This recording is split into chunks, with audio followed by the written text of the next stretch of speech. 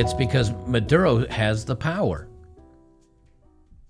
But if Maduro has the military, if Maduro has the police, then you can't get him out of the government without getting to him and putting some lead in his forehead. And he will have 20,000 military people just around him. Hey, did anybody read recently that they keep putting up fencing around our White House? Isn't that kind of crazy how they do that? So, smash cut to today. 10 hours ago, Venezuela's Maduro declared winner in a disputed vote. Even though there are some actual evidence that he lost the election, he only got 30% of the vote, and the opposition got 70% of the vote. President Nicolas Maduro has won Venezuela's presidential election according to partial results announced by the Electoral Council. Now, see, you notice the BBC is leaning in on supporting this narrative. The head of the National Electoral Council, CNE, Elvis Amoroso, who is a close ally of Mr. Maduro, said that with 80% of ballots counted, President Maduro had a 51.2% of the vote compared to 44% for his main rival. Almost sounds like Arizona here calling it for Biden within 15 minutes of the polls. The Venezuelan opposition dismissed the CNE's announcement as fraudulent and promised to challenge the result. It said that its candidate, Edmundo Gonzalez, had won with 70% of the votes and insisted he was the rightful presidential elect. The opposition said vote tallies it had received, as well as exit polls and quick counts, showed Mr. Gonzalez had a lead of 40 percentage points over the incumbent. Opposition parties had united behind Mr. Gonzalez in an attempt to unseat President Maduro after 11 years in power. Opinion polls conducted ahead of the election had suggested Mr. Gonzalez, damn it. Come on, man. Opinion polls conducted ahead of the election had suggested Mr. Gonzalez would roundly defeat the president. Many voters said that they wanted change after 25 years in which the socialist PSUV party has been in power, first under the leadership of the late President Hugo Chavez, and after his death from cancer in 2013 under Nicolas Maduro. And while there was widespread fears that the government could resort to fraud, the opposition had hoped its lead would be so convincing it would thwart any attempt by the Maduro administration to steal the election. U.S. Secretary of State Anthony Blinken was among those expressing his skepticism after the result was announced by the National Electoral Council, a body which is dominated by government loyalists. He said the U.S. had serious concerns that the declared outcome does not reflect the will or the votes of the Venezuelan people. The Chilean president, Gabriel Boric, also said he found the result hard to believe. Mr. Boric demanded total transparency of the minutes and the process, and the international observes not committed to the government account for the veracity of the results. Meanwhile, allies of Mr. Maduro were quick to congratulate him. Cuban president said the dignity and bravery of the Venezuelan people had triumphed over pressure and manipulation. A Cuban president that is a dictator said, I'm glad he triumphed over pressure and manipulation. Yes, the pressure and manipulation of people wanting to vote. It's so crazy. Maduro described the result as a triumph of peace and stability to cheering supporters in Caracas. Fears that this election would also be beset by irregularities were further stoked by President Maduro, who said he would win by hook or crook. Well, that's pretty telling. So anyway, you get the idea there. More of this. World leaders cast doubt on Maduro's claim of victory in Venezuelan election.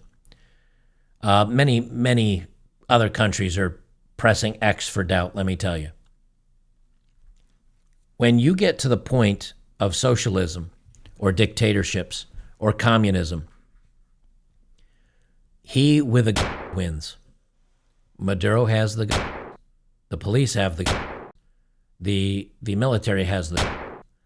And if you're in the police and you're in the military and you're in the top 5% or whatever it is, let's say you're a guy that's a cop and you're fed well, you have a halfway decent house, and you see everybody else living in squalor and hungry and struggling to feed themselves. And those people come to you and say, my brother, you need to stop suppressing us. Let us be free. Let us get our rights. And you think, and you say, well, if I stay where I am and I support the dictator, me and the family have a full belly. We have a nice house. We live relatively well in comfort. And if I allow these people to riot, maybe I'll get ended. Maybe I'll be cast out. I'll be fired, and I'll be one of them, starving and hungry.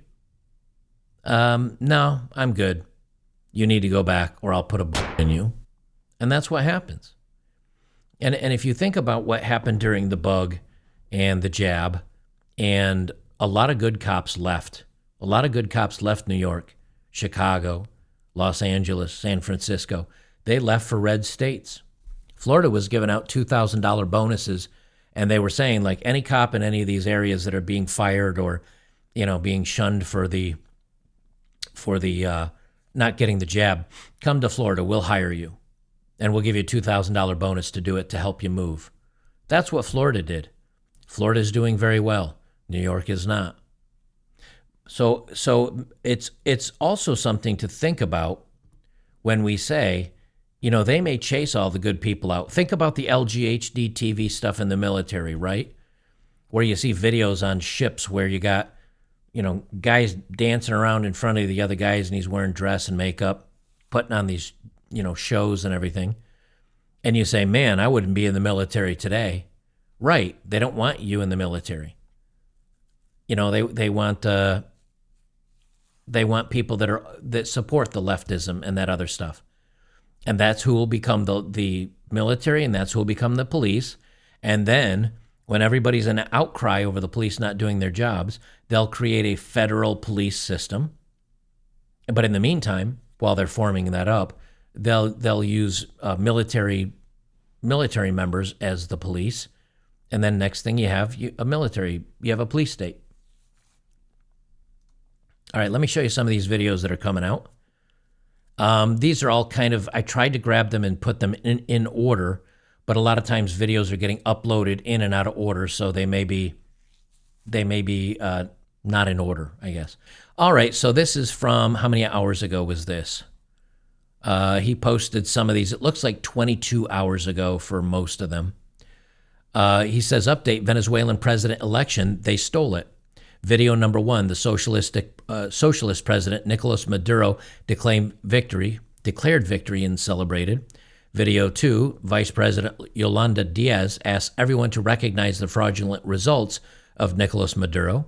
Video 3, the campaign manager for Maduro declared also victory for last night. Statement, Maduro issues a statement signaling he's preparing to invalidate the landslide election results below, claiming foreign interference.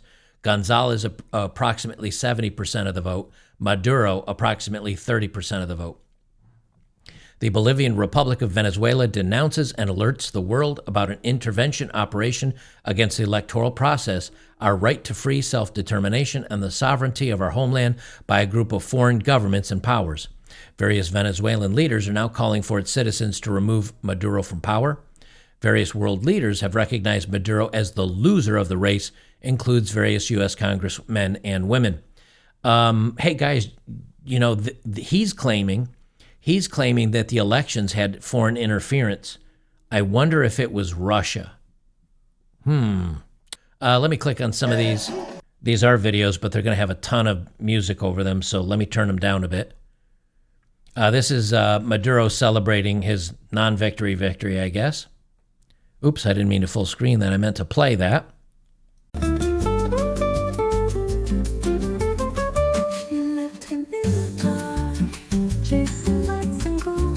It's almost like you can lose. It's almost like you can lose and then just say you won and start celebrating to try to convince the people that you really did win and you deserve the right to be in office. Vice President Kamala Harris. I mean, if you think about it, this is exactly what Kamala did. President Biden's like, I'm stepping down. I nominate Kamala. Hey, everybody, polls say Kamala is loved, and everybody, Kamala. Hey, everybody, look at the ads we have all prepared for Kamala in 15 hot minutes. Hey, everybody, Kamala's got a bunch of stuff on TikTok going viral. Hey, everybody, Kamala's our choice. Hey, everybody, Kamala in the last 24 hours got every caucus vote in the nation saying that they're being supported. This is literally the same thing Kamala Harris just did. You're looking at it. The difference is here they're singing and chanting in Spanish versus what they just pulled with Kamala Harris. It is literally the same thing. It's a psyop. It's literally the same thing. All right, let me go to the next video. En primer lugar, lo primero, hay que reconocer los resultados electorales. I don't know what she's saying, but I'm pretty sure she's saying that he's not legitimate and we won. Ante las dudas, transparencia, transparencia, transparencia. Y ahí lo dejo. I'm almost positive that's what she's saying. This is, we cannot give results, we can show faces.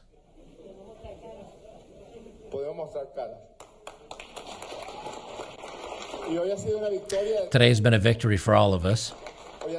Today has been a victory to establish ourselves in the future.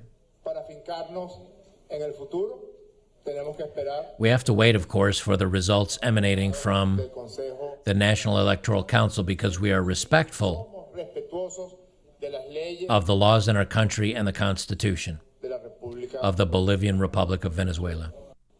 Well, you lost, apparently. See, it's kind of funny. They respect the law. They respect the law. They respected everything. They lost, and they respect the law, so they can't do anything about it. Oh, sweet irony. Here's the official statement. So there you go. Here's some of the videos. They say SITREP, the socialist president of Venezuela, Nicolas Maduro, is trying to rig his own election in real time. Now, this is 22 hours ago. But it looks like, within 24 hours, Maduro's just like, I won. Some of these videos are a bunch of people screaming. I don't want to blow our ears out. In San Jose, we're at the Unidad, a bunch of Spanish words. We're denouncing that do not have without being able to vote. They did not let us enter the witness table. And the lady Mariela Costello did not close the door, or did close the door and kept us Torres. We have it all here, gentlemen. We're exercising our right to vote, and we're being prevented and are making something else. So these are people that went to vote, and I guess they realized they weren't going to be voting in favor of Maduro, so they did not let them into the voting area. I think this is another video of people trying to break into one of the voting areas, but because Maduro was losing in this particular area by 95%, they shut the doors and are not letting the people vote. Another one where police have stepped in front. I don't think I can make that any bigger. But police are barricading and guarding some of the voting areas. Como una línea que se ha trazado allí, hay gente del otro lado que ha avanzado también motorizada. Vamos a ver si podemos avanzar un poco más sobre el... Well, remember, the voting is a way to make the people think they have a voice. So even like they vote and, oh, hey, everybody. Oh, no, we still won, so close. Try next time. It gives people hope. It gives people that they still have the right to fight back, that their voice still matters. No vote is worse, but a fake vote is just as worthless, and that's what's happening here. These people have such horrible lives. They're kept in poverty and terrored by the socialists.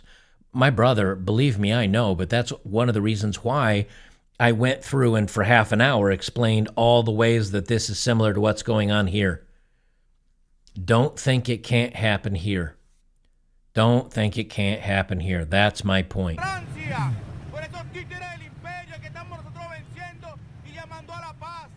All right, let me bring up some of the other video. I have a crap ton of videos here. They say protests erupt across cities in Venezuela, including in Caracas, after Maduro claims he won the election. I'll bring this one up for you.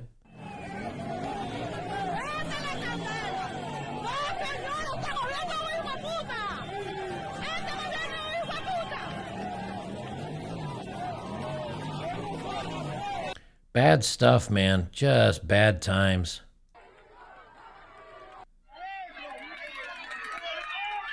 So they closed it because they found people weren't gonna vote the right way. This isn't going to make things good for you, but the people don't have any weapons. When you're 100 or 500 people surrounding 10 cops, you do have a chance. You have a good chance. You can win. You can win.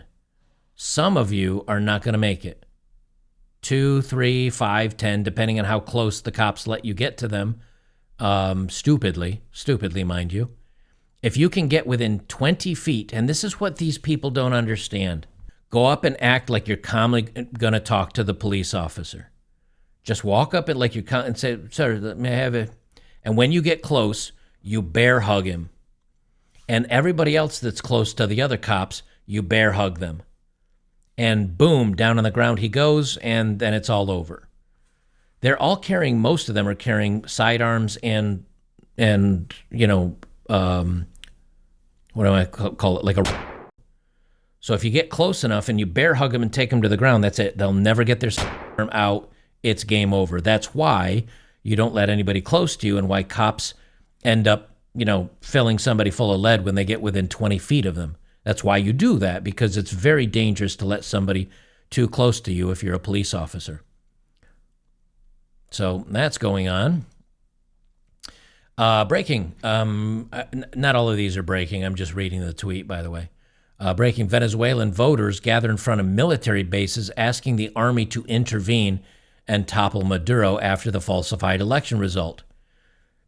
Their answer will be resoundingly no, because they have a lot. They are living in comfort and in warmth, and they have food, and their families are safe, and they don't want to become one of you, because if the coup fails, then they're out on their ear. Or if these people want to, you know, end the military people and tear their heads off for supporting Maduro, they're not going to peacefully let you in, because you're going to end them. So they say, hell no.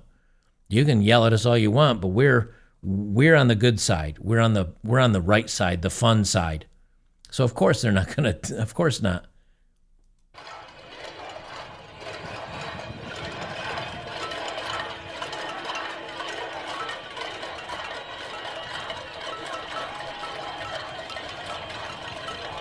And I can tell you right now, I was in the military at the time. I was law enforcement officer on an Air Force base. We did have protesters come up to the gates, and it was kind of like this, because there was a line that we said, if you cross this line, we will have to fill you with lead. This is a U.S. nuclear facility. You will not come on these premises, or you will be ended. And they had the local cops, you know, near the gates as well.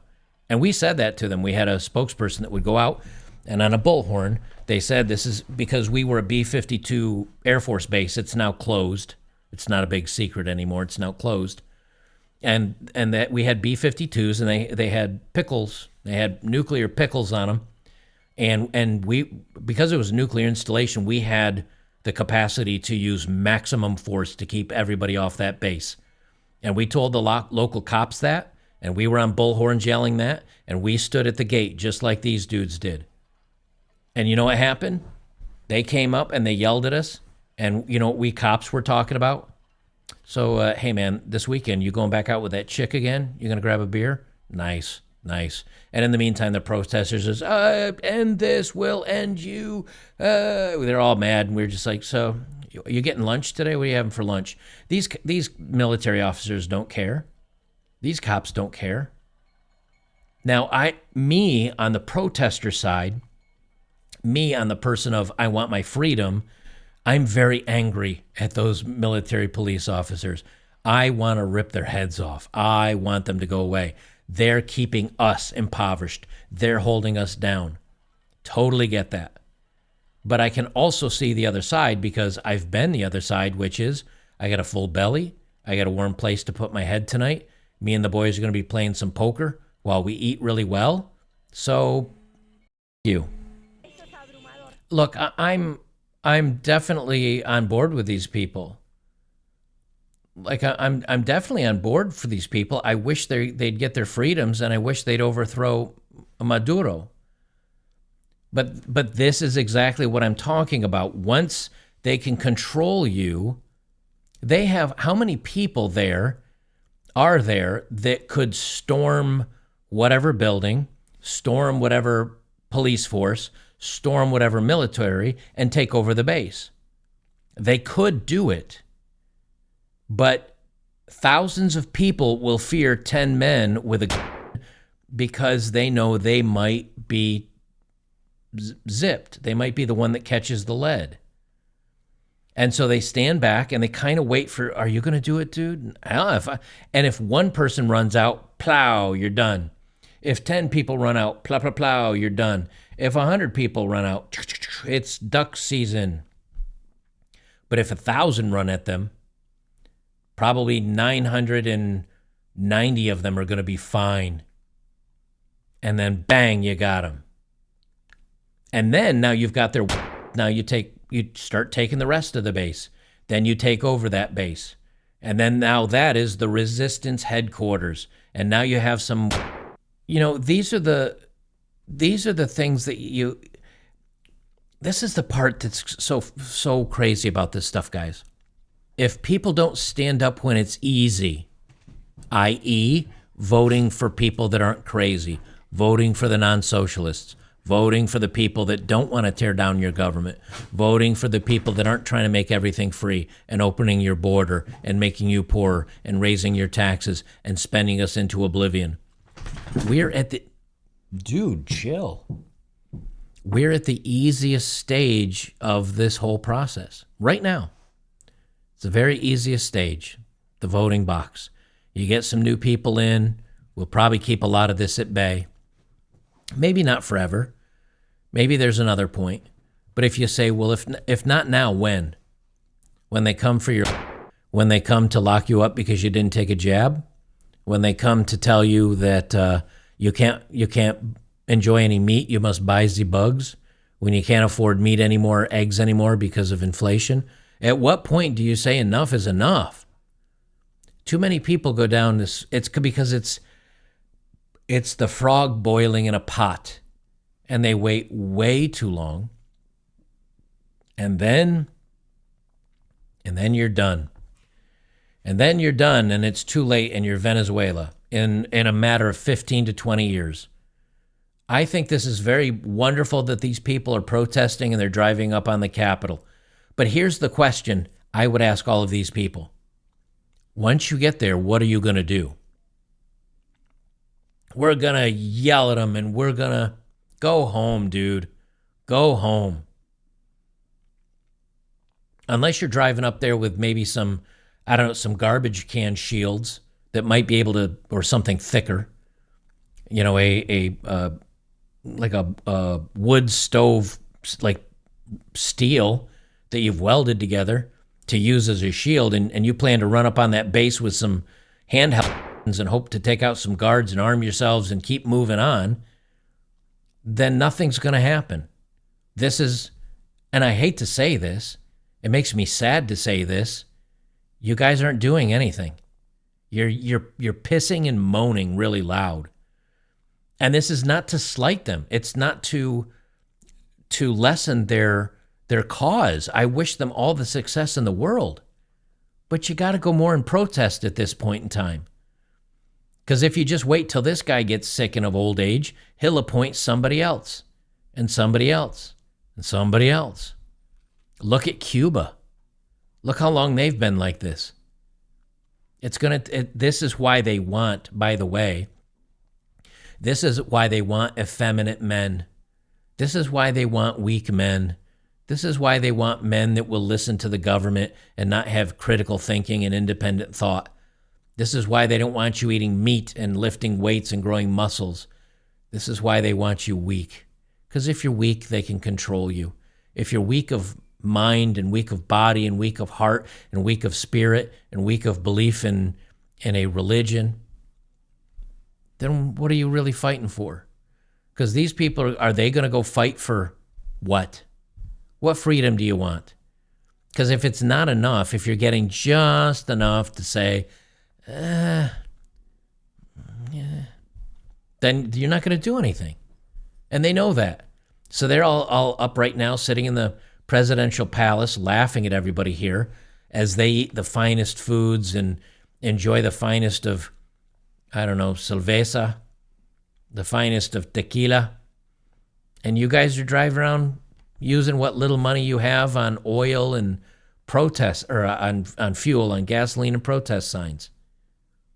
If you're going to complain, go big or go home. That's all I'm saying.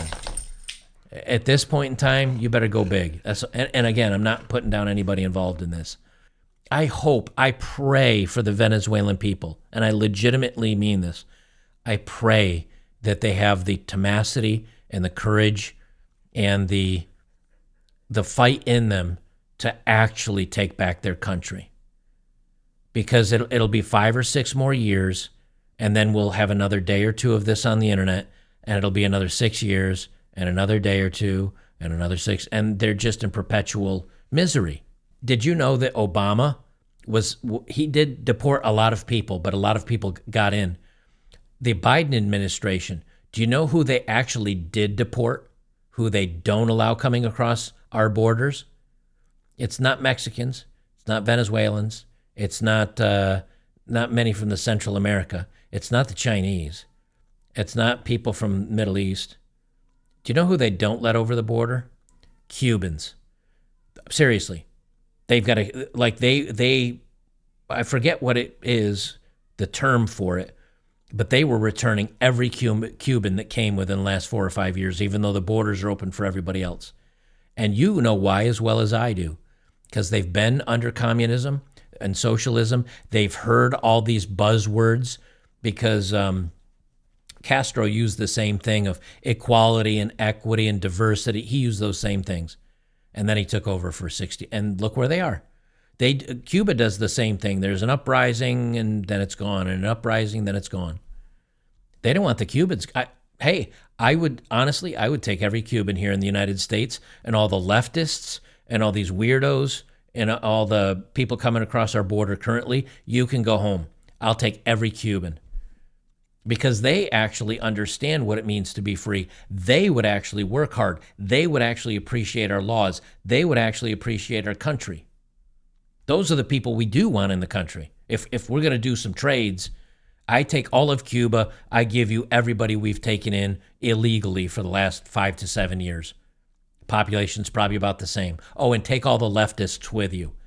Take all these college-educated pissant people that like the people that are marching for communism. Take them with you. You can, and I would gladly take in the Cuban people coming across instead.